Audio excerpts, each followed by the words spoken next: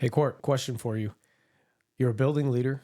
You're sitting in your building during the long summer weeks as you're preparing and all the things you're doing for next school year. What are some of the most high leverage things that maybe leaders aren't thinking about that they have the quiet moments a little to do a little bit more here in the summer? Let's talk about the ways that you can provide clarity for the people that you are supporting.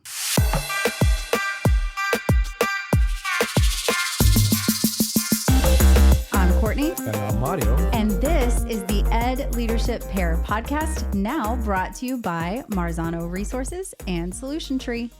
All right. So the Summer Short series continues. Summer Short series. And we want everybody to know we've even dressed down since it's summer. It's t-shirts and sweaters and things instead of Love it. Instead of sport coats and Yeah, I probably would have worn this anyway, to be honest with you. I'm dressing the same. You work for EdTech. This is Courtney dressed I up. have pajama pants on right now, and nobody knows it but you.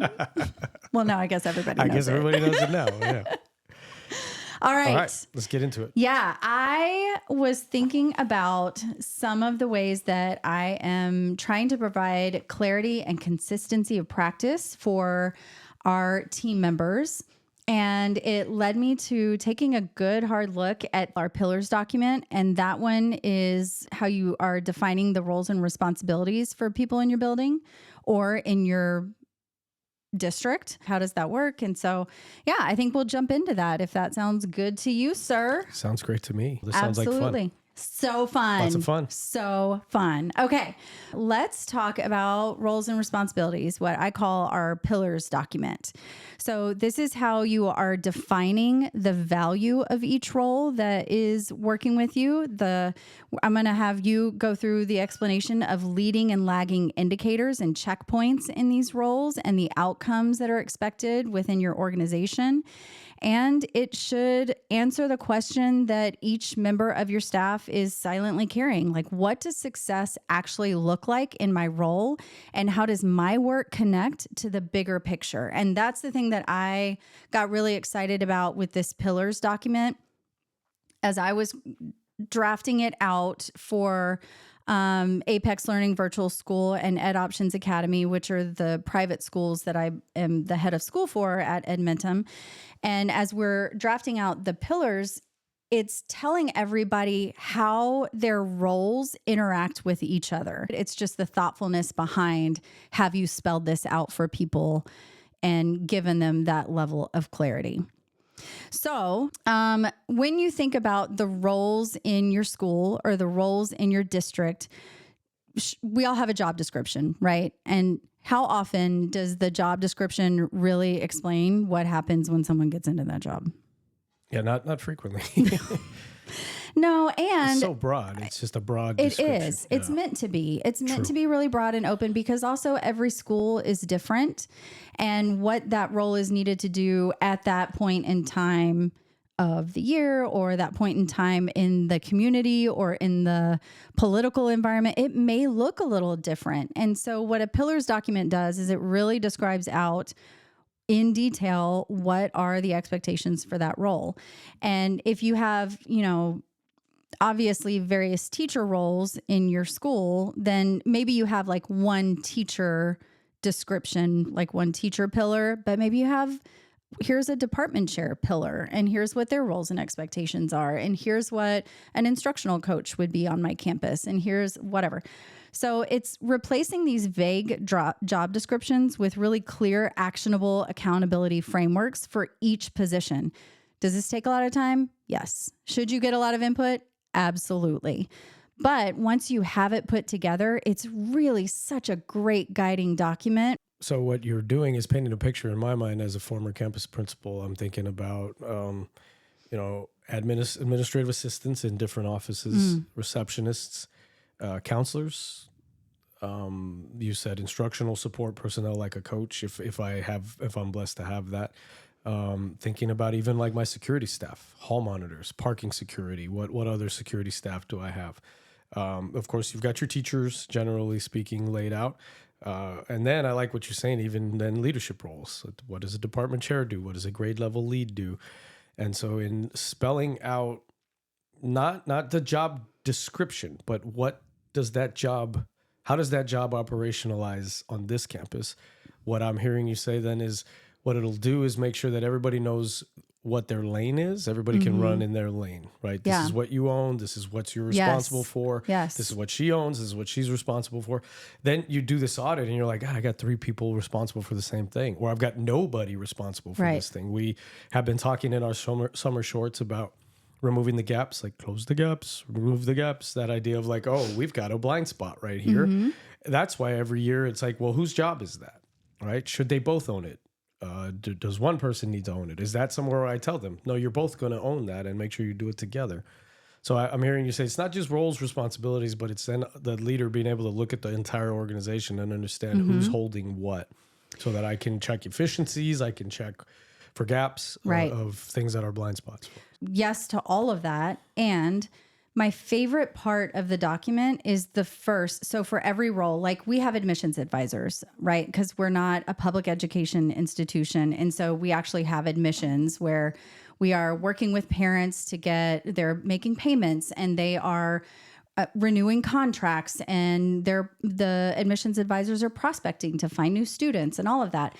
But my favorite part of all of it is, what is the value that this role brings? It's the first piece of every role is, why does this exist? And what are the unique contributions of this particular role? And I love having that all spelled out, because exactly what you're saying is it's saying what are the actual responsibilities for this position. And what do you need to know that you have to own these pieces? And you could put in there, here are the shared responsibilities that are shared with a different role or shared with people amongst your team.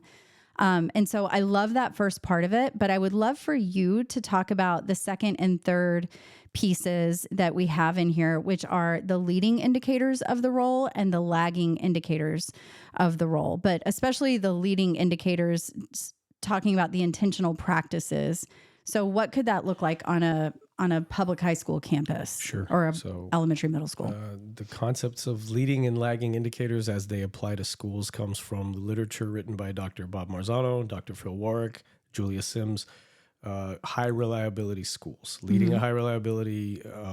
I have been fortunate enough to be brought in as a co-author on this series further down into the work more recently, 5 big ideas for leading a high reliability school. But if we talk about leading and lagging indicators, just so that our listeners know that's where they can find this in the literature. The leading indicators are the conditions of best practice that have been proven for about 60 to 70 years in our profession that exist in effective schools. Now, these are conditions, because what Dr. Marzano teaches us and what I've learned in my career, and you too, is no one strategy works for all schools all the time. So that's where you go, hey, we've got to have these protocols and these operating procedures. Yeah, what does that really look like here? So a leading indicator is the condition, but what made me think of this conversation is then the leader or leaders better have clarity on how are we actually going to operationalize or manifest this condition. So that's a leading indicator. And do that for roles other than educational and leadership roles, like you're talking about your registrar and you're talking about your office staff. Correct. And you're all of those roles you can have. Like, what conditions would create a good office? Let's go. It's friendly. It's clean. It is efficient. Those would be leading indicator conditions. And then you would have to say, how do we do that here? How are we actually going to operate that? What are the practices, the intentional practices that we do to create those conditions? What would be the leading indicators for a registrar? Well, what are the most important conditions to have effective registrar operations? You know, they intake and they withdraw and enroll students. That would be one. They maintain and manage the student management, records, the student management of grades and of attendance, and I mean all right. So yes, you could sit down as a leader and say, okay, what are the conditions that work for this space in my school, and then you got to operationalize them. How do we actually do that here to make it work? Yep, I love that, because then you can take those leading indicators that are in that document of pillars. You've got their value statement of the value that they should be bringing to the organization, and you've got their leading indicators that are their intentional practices that create those conditions. And right there, you're able to coach all of your people if you've got all of those things defined for them. Absolutely. Yeah. That's the doing part. So HRS has two parts. It's got the doing part. Well, we say do the right work. So you got to know the conditions that are supposed to be in place. And then you've got to operationalize how are we going to do this. Now I'm going to coach everybody to do that work. That's half of the work. Yeah. And then talk to us about the lagging indicators, because I have those on there as well. So what would that look like? So the other half is, truly, Dr. Marzano, in this process, he helps us all as school leaders understand that being highly reliable really means you are measuring your work. It's a measurement process. And so a lagging indicator is the other side of the coin, which is if we're doing the work of the leading indicator conditions, now we have to ask ourselves that magic question you already put out there, which is, what results are we expecting if this work is working? A lagging indicator is the answer to that question. What results do we expect if this work is working? It is your success criteria. I know in business, you guys call them KPIs. Key performance indicators. And that's what a lagging indicator is. In other words, if this is happening correct, then we should see these outcomes. Sometimes they're quantitative, sometimes they're qualitative, sometimes they're existential. I'll give you a quick example. School safety, physical safety. In order to meet that condition, we have to lock our doors. Unfortunately, in the United States, in this era, you got to have your doors locked to have a safe school. Okay, so the condition is be safe. The action is make sure everything's locked. All right, there's your doing part. Now let's build a lagging indicator. What results do we expect, Courtney, when we lock our doors to our schools? We expect that no one gets in the building that we didn't vet to come in the building. In other words, no unidentified humans are inside of this building. That would be a lagging indicator, a key performance indicator. In other words, if our doors are working the way they're supposed to, no one should be in here that we don't want in here. You see, that's your signal of success. It's a success criteria, and we call it a lagging indicator. Then the last part of it is go around and check. Are there any people in this building that aren't identified? If there are, guess what that tells me about my success criterion? Something's broken, right? We got to go back to the doing part, and then we adjust our operations to say, why do we keep, this is what happened to me at my school. We kept having people get into our building down by the athletic wing. So I had to figure out, okay, what's happening, coach? Why do we have people getting in here? And there were valid reasons for it. So I had to adjust the way we operated down there. It wasn't the coach's fault. It's that we had to change the way we were operating down there in order to meet our lagging indicator, that success criterion. So right there is what's called being highly reliable. You know the work you're working on via these leading indicator conditions. This is the right work.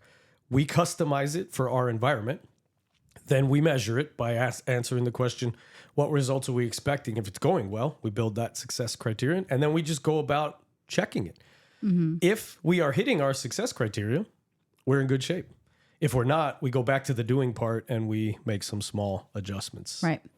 So what I also had in this document was and tell me if I'm wrong in this, I was kind of using lagging indicators as a summative assessment of sorts. And then I also had checkpoints and timelines that were more periodic throughout the year. Like some things we were checking every other week, some things we were checking once a month, some things every semester, whatever.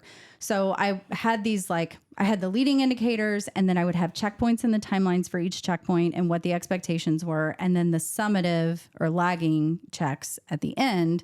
Is that off, or is that? No, I think you're on it, because you're talking about your big KPIs, your big success criterion. By the end of the year, we expect this. There's nothing wrong with that. Only thing I would say is your lagging indicator can be whatever you want it to be. Let's say for some of your pillars, you can't wait to the end of the fiscal year to make that decision. You need to know by Q1. Happens a lot to us in schools. I shouldn't wait until testing season to know that something's going wrong. I should probably know by October.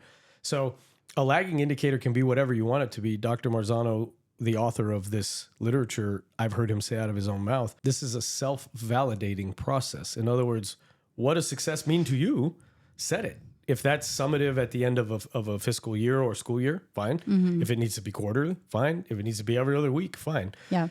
But the piece you did very well, which is whatever your summative markers are, whether they're by quarter, by week, whatever, you got to be checking in the interim because you want to have those markers that sort of be telling you, are we even headed in the right direction? So we can adjust in real time and not wait for the final data point to tell us that we're not doing well. And see, in schools, leaders, if you're thinking of something over the summer, that's that's a mindset I would urge you to try and work your way out of. We have been trained in schools for too long to think summatively.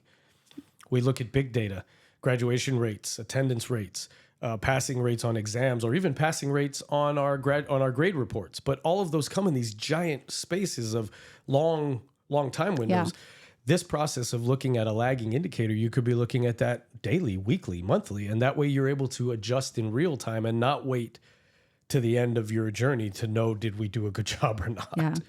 Yeah. And I think for us, because it's a corporation, so we're thinking more in terms of the fiscal year. So we're setting it, here are the big goals by the end of the year. Yep. So then we had to put these smaller checkpoints in place. Totally appropriate. I mean, also do whatever you got to do to make it make sense for you. And that's what right? Dr. Marzano says. Yeah. This is a self-validating process, being highly reliable. Yeah. What do you need? What are your timelines?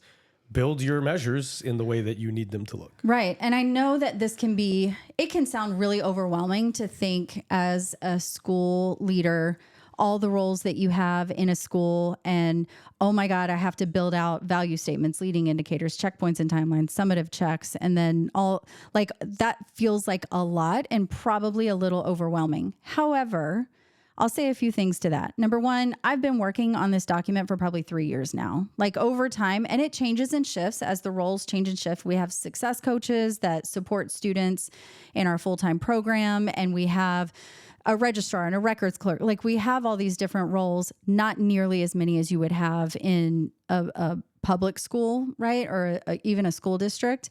However, as I have added roles that touch the educational program and I've added them to this document, what it's done for me is not just provided clarity for the people working within the system, but really also to give clarity for people outside of the schools, like what might be district leaders or maybe your principal supervisors or superintendents. Like, why do you even need that role? Okay, cool. Let me show you what impact this role has. And when you have this kind of data and information within each of those roles, it validates the need for those roles.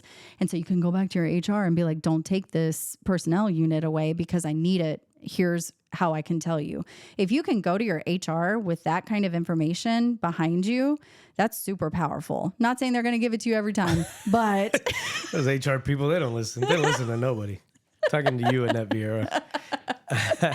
Just kidding. Annette was a wonderful HR director. She was. But no, but anytime you have data, yeah. that's how you win. That's how your best shot of winning whatever you need is to have some kind of data to back up. Right. We had a lot of people that in our organization that didn't understand that our admissions advisors were not just bringing in new kids and getting them enrolled. They were also our support queue. Like, they, as parents and students, were calling with questions like, hey, I need a syllabus for this course because I need to make sure I'm a part-time kid taking a course on the side and I need to make sure my district's going to accept this credit.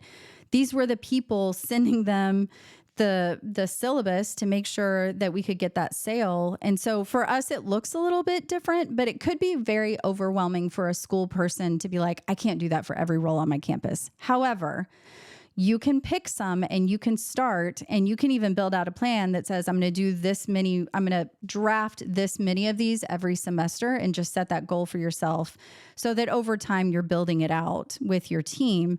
And this is such a great place to bring in AI. Like, it's such a good place to have, here's the job description. Here's what I expect from this role. Here's how I define leading indicators, lagging indicators, checkpoints. Here are the timelines. Like, you can plug all that stuff in and have it start to draft what some of this could look like before you take it to these people, and then have them get their eyes on it too and have them start to edit it with their input. Yeah, you're right. AI can speed a lot of this up. In the old days, like 2 years ago, we had to do this all by hand. I started it by hand. Yeah, no, yeah. And of course, I've got a great example of this that I'm happy to share out from my old school, where we did our receptionist. What was it? What was the roles and responsibilities? An administrative assistant, a counselor, a registrar, the assistant principal versus the principal versus we had a lot of it. We had a lot of it laid out. And so again, if you are subscribed to our newsletter at www.theedleadershippair.com, I can share an exemplar. It doesn't mean it's the only way to do it, but right? So you can see the power behind understanding everybody's lane and being able to sit at the top of that. And You're right. It's a lot of work, but this is the time of year where you have a little bit more time. And if you're looking for like juice for your squeeze, like this is one of those that can really help make sure that your school is functioning at a very high level. And then as the leader, you now have a map of what everybody should be doing. And now you can start to monitor every individual role player on your team, and you can stay at a very high level and be able to see all the pieces functioning a lot better. Yeah. And provide clarity for your teams. And again, so much coaching comes out of this. A lot of great coaching. You know what else it made me think of is when you hire new folks. 2 weeks ago, we talked about the transition plan, and we talked about how important it was to have all of this spelled out for somebody coming in. So you think about these roles, responsibilities, what are their action steps via the leading indicators? What are their measures they should be looking at via the lagging indicators? Think about the power of hiring somebody into that. The job is right here for you now. We want you to put your expertise and your skill in it, but how many jobs have we taken where you get in and they're like, here's all your stuff, good luck. And you're just like George Costanza sitting with the Penske file. You're just like, here's a big old stack of stuff. I don't know what to do with it. So it's so powerful for onboarding when you're hiring folks too, because now you have an actual playbook to give to people and say, here we go. I can coach you through it, but here is your job. Let's get started. Yep, absolutely. Court, that's really cool. Thinking about these pillars, just basically like if I zoom up a level as a school leader, that's a superintendent, an executive director, a principal, doesn't matter. I'm going to zoom up and I'm looking down on my organization. And it's like, here's all the people who do all the things, these pillars that hold up our work. And I just got to make sure that I'm painting the roles, the responsibilities, the expected outcomes for each one of these, the measurements that I will use to check so that I can sit up here at the top and sort of see, right? I'm looking down, and as long as all the lights are green, everything's good. When a light starts blinking red, I got to get my butt in there and start to figure out, why is this light blinking red? Right. Is that what I understood you to teach us today? That's perfect. That's beautiful. It is the difference between just having job descriptions and actual accountability frameworks. That's what it's leading to. Oh God, an accountability. There you go. At the individual employee level, as the leader. So I'm not just job description. Hey, here's how I expect you to manifest this job on a day-to-day basis. Yep. Oh, so good. Your girl loves a framework. Yeah, that is true. I do know that about you. It's one of the ways I wooed you way back in the day. Right. All right. Hey, a reminder to all of our listeners to join us at our website, www.theedleadershippair.com. And on June the 30th at 3 p.m. Central Standard Time, we are going with our first live event of all time. We will have 6 principals from across the United States live on a panel. We're going to pick their brains and hear what it is that they are thinking. It's going to be such good stuff. So excited. All right, we'll sign off. Thank you to Marzano Resources and Solution Tree. I am Mario. And I'm Courtney, and this is the Ed Leadership Pair podcast. Thanks for listening.